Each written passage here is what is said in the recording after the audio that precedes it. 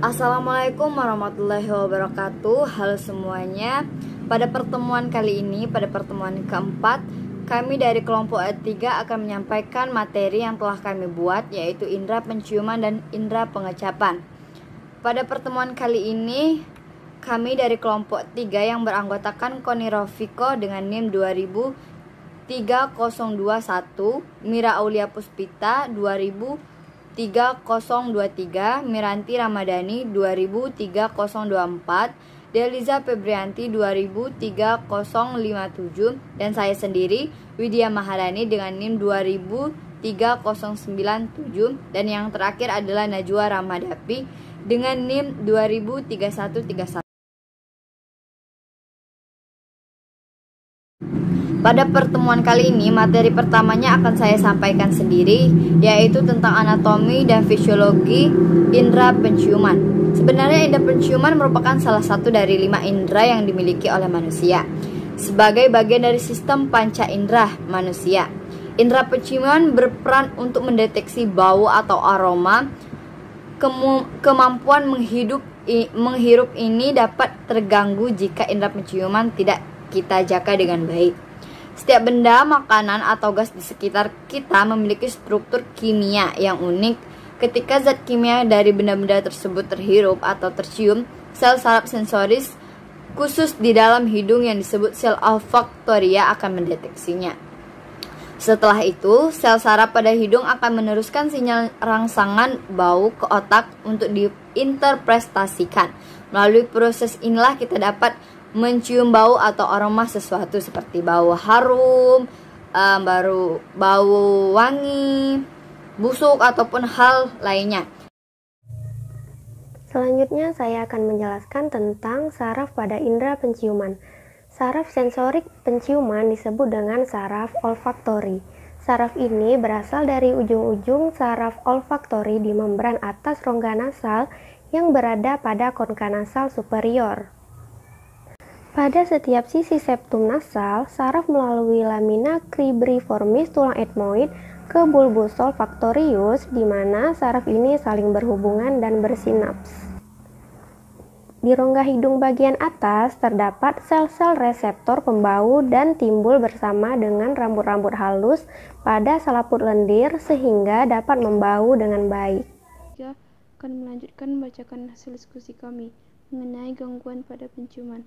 Yang pertama, anosmia, yaitu hilangnya kemampuan dalam menghirup. Yang kedua, agnosia, yaitu tidak bisa menghirup semacam objek atau orang. Yang ketiga, parsial anosmia, yaitu ketidakmampuan dalam menghirup.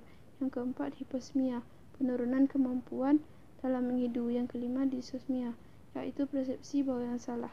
Yang keenam, yaitu presbiosmia, yaitu gangguan penghidu karena lanjut usia. Baik, saya Mira Aulia Puspita akan melanjutkan materi selanjutnya tentang anatomi dan fisiologi indera pengecap. 1. Anatomi indera pengecap. Lidah terletak pada dasar mulut. Pembuluh darah dan saraf masuk dan keluar pada pangkalnya. Bagian bawah lidah disebut frenulum linguae, yaitu struktur ligamen halus yang mengaitkan bagian posterior lidah pada dasar mulut.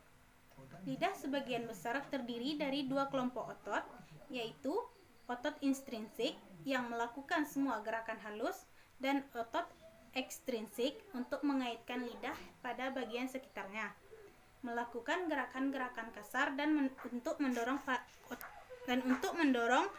lidah ke faring. Selaput lendir lidah selalu lembab dan waktu sehat berwarna merah jambu. Permukaan atas seperti velodru dan ditutupi papila yang terdiri dari tiga macam.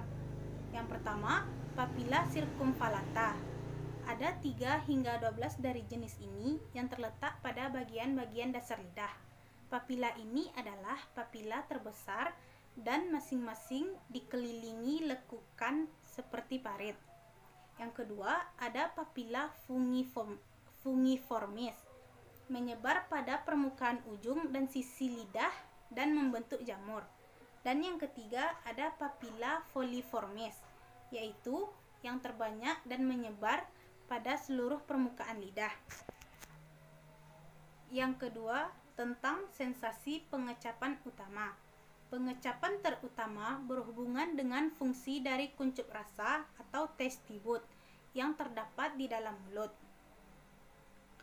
Pengenalan bahan kimia spesifik yang mampu merangsang berbagai reseptor pengecapan belum dapat diketahui semuanya. Walaupun demikian, penelitian telah mengenali 13 reseptor kimia. Ke-13 reseptor tersebut dikumpulkan menjadi 5 kategori umum, yaitu yang disebut dengan sensasi pengecap utama. Yang pertama ada rasa asam. Rasa asam disebabkan oleh asam, yakni karena konsentrasi ion hidrogen. Semakin asam sesuatu makanan, maka semakin kuat pula sensasi asam yang terbentuk. 2. Rasa manis. Rasa manis tidak dibentuk dari satu zat kimia saja.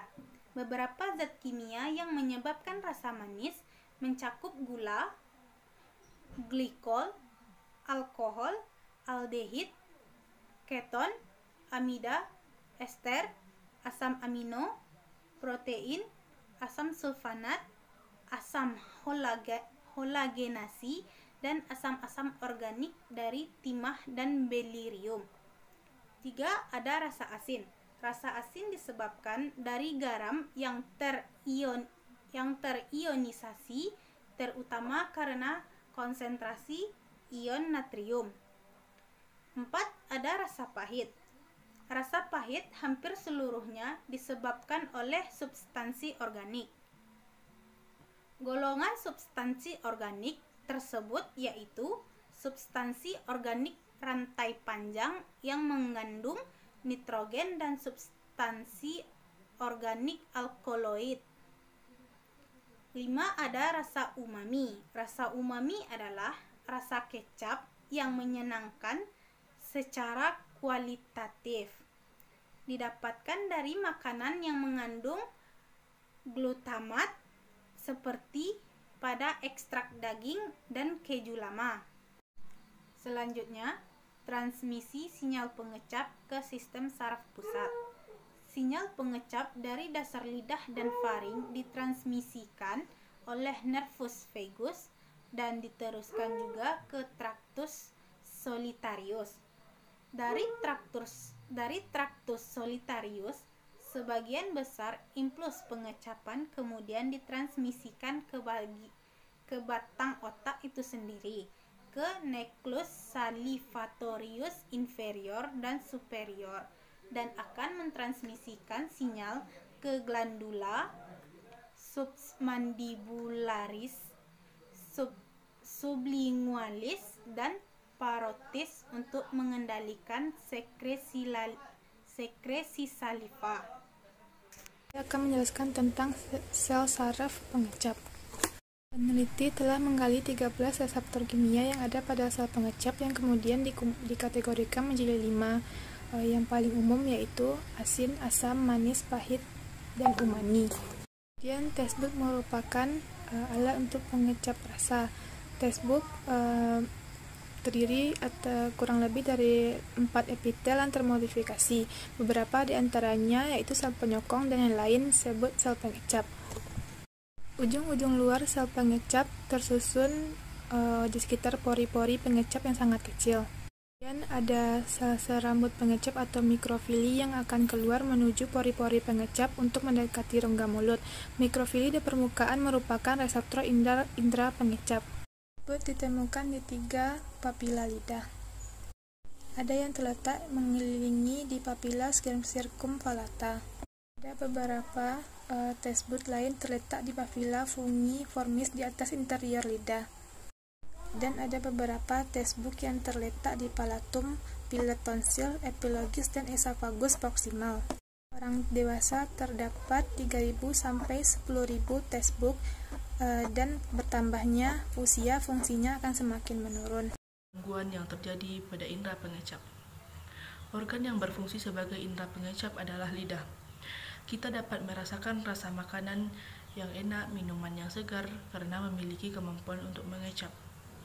Ketika kita tiba-tiba merasakan kemampuan untuk mengecap atau merasakan makanan itu menjadi berkurang, atau bahkan tidak dapat merasakannya sama sekali, mungkin saja kita mengalami taste disorder, yaitu gangguan yang terjadi pada indera pengecap atau lidah, sehingga menurunkan kemampuan seseorang dalam merasakan rasa.